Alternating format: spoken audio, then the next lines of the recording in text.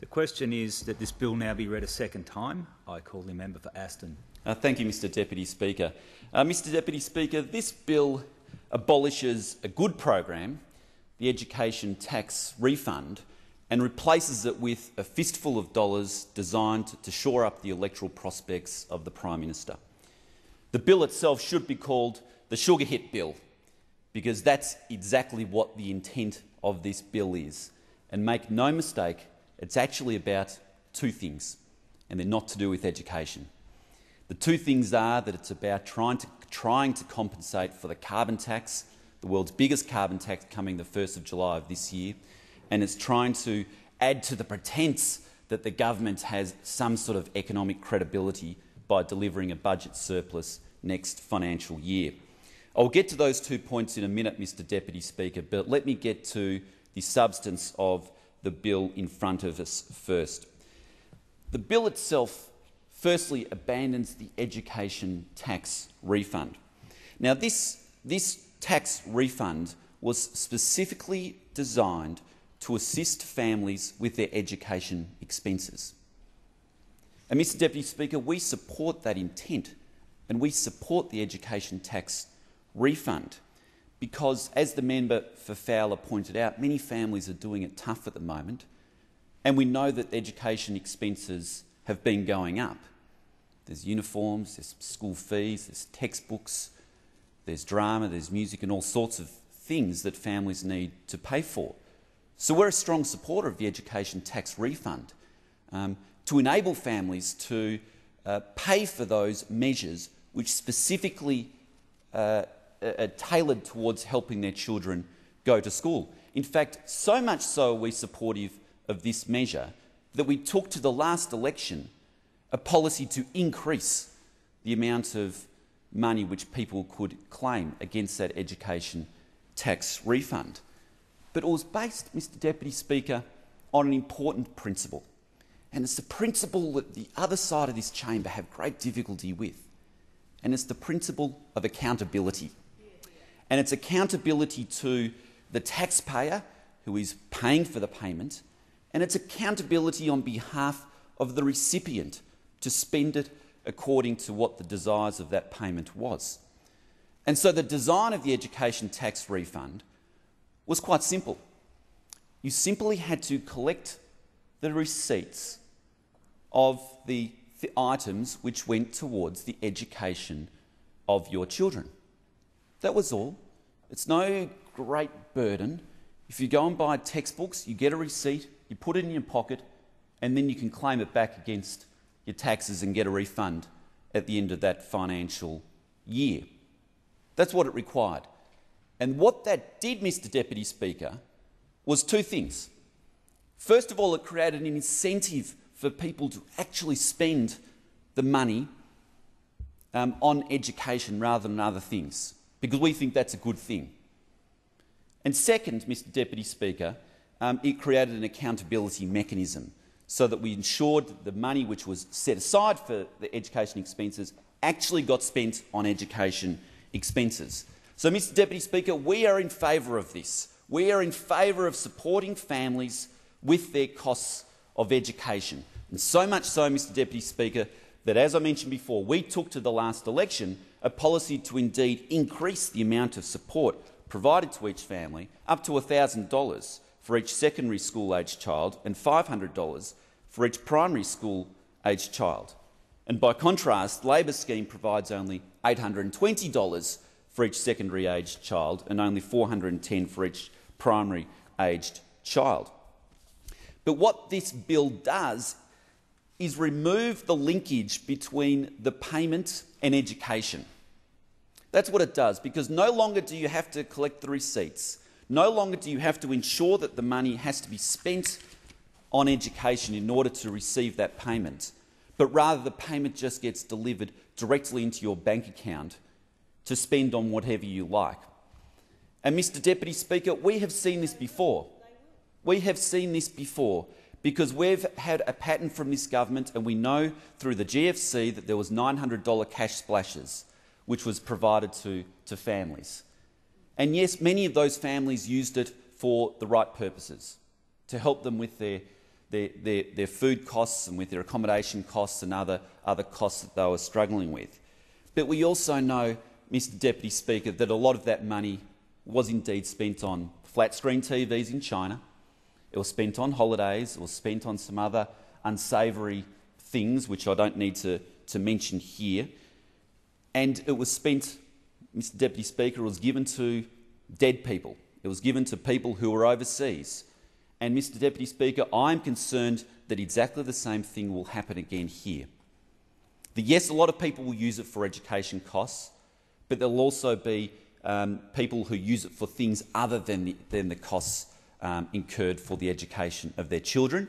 There will also be payments, which I am sure, which will be made to people who are now deceased. There will be payments who will be made to people who are living overseas, Mr Deputy Speaker. And this is our concern.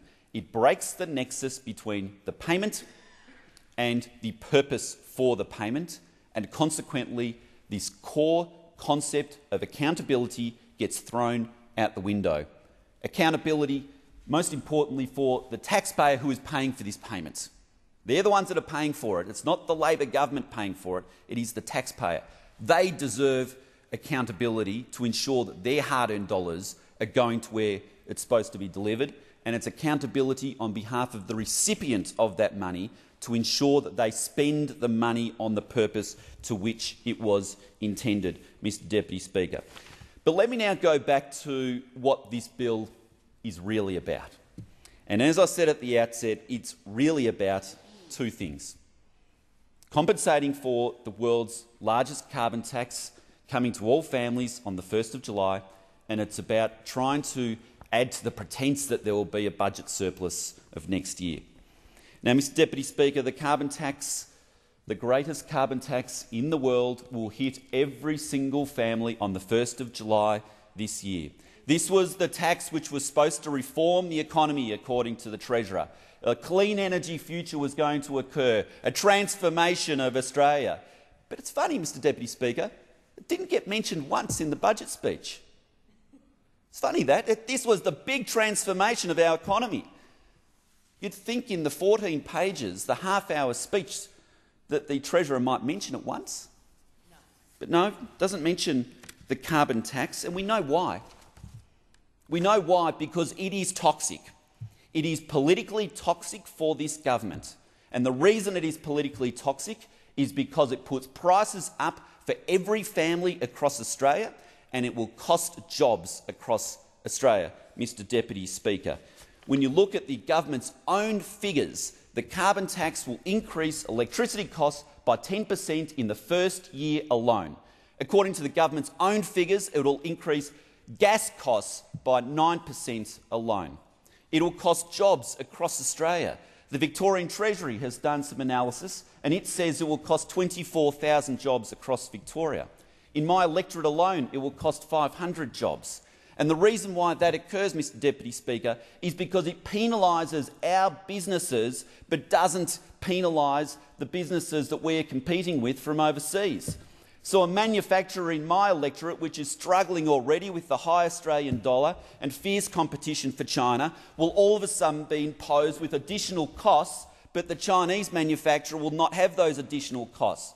It operates like a reverse tariff, Mr Deputy Speaker. This is why it is poisonous, because it is bad policy.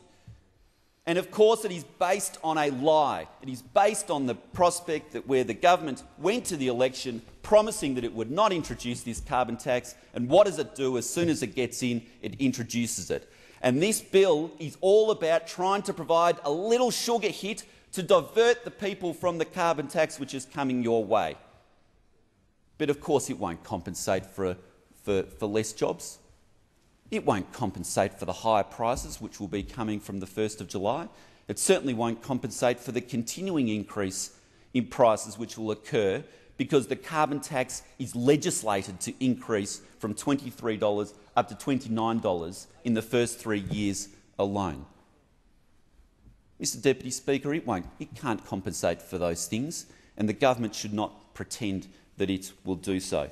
Mr Deputy Speaker, the other thing that this bill is actually about, and the member for Menzies touched on this, is that this bill is trying to add to the pretence that the government is reining in its expenditure and is getting on top of its debt and will deliver a surplus in 2012-2013. And how this bill, and the trickery of this bill, Mr Deputy Speaker, is that it brings forward some of the costs from the education tax refund, which was supposed to be incurred in 2012-2013, and brings them forward into this financial year. Mr Deputy Speaker, that's what this is occurring, because under the previous scheme you had to collect your receipts, you'd put them in, and the payment would come next year. But under this measure, a payment will be delivered in June, immediately, and that's why there's a great rush now to get this bill through the Parliament, to deliver the payment in June. Because the government doesn't actually care about the expenditure, it only cares about the paper projected budget surplus of next year.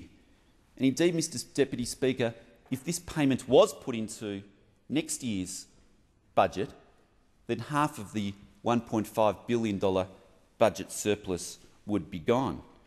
And of course, this is not the only piece of accounting trickery which is going on, as the member for Menzies pointed out, but there is all number of other pieces of accounting trickery occurring in order to give the pretence that we'll have a budget surplus next year, Mr Deputy Speaker. And the key thing, of course, about a budget surplus is that it's not just to try to give the pretence through a bit of paper that they've got the spending under control. But running a budget surplus, we advocate for that because primarily it is intended to stop a government spending money beyond its means.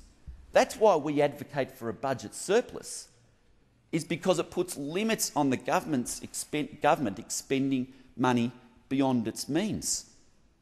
But the government actually doesn't care about that, Mr Deputy Speaker, and that's why we've seen this financial year's budget deficit balloon out from $12 billion to $22 billion to $37 billion and now to $44.5 billion for this financial year.